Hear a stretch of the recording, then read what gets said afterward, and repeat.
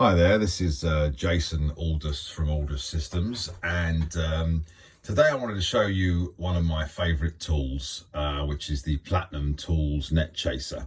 It's their top of the range data networking test kit. Comes in this lovely case, loads of accessories for all sorts of bits and pieces, but this is the main unit, nice and big and chunky and ruggedized, and it's actually an active receiver. Which is required because a lot of testers will just test pinouts and all that kind of stuff, but this actually does active testing as well. So it'll do signal to noise ratio, skew, and very importantly a bit error rate test. So it's nice, easy to use touchscreen. I'm just going to click on this option here, make sure the camera can see, and all I've got to do is press this green button.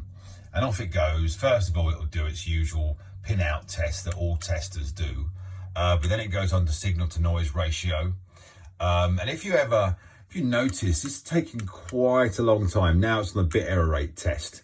So this is a differentiator. This is actually chucking loads and it actually is chucking 10 gigabytes worth of data at 1 gig per second.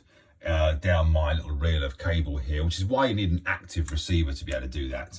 So if you've got a tester that pops back with a result immediately, it ain't doing that because that takes time to do.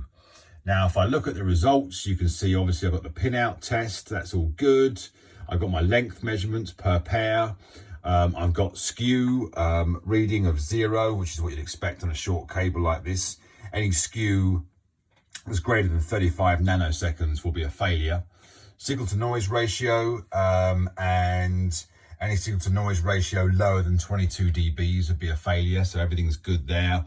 And you can see, very importantly, the bit error rate is 0 errors on the test of chucking 10 gigs worth of data between the main unit and the receiver. So actually I know this cable is capable of carrying 1 gigabits per second, and I've tested it chucking 10 gigs worth of data through it, and I can change that to be 100 gig if I want to. So I'm very confident this cable is now capable of doing 1 gigabit per second. So it does a lot more than other testers at the same price point.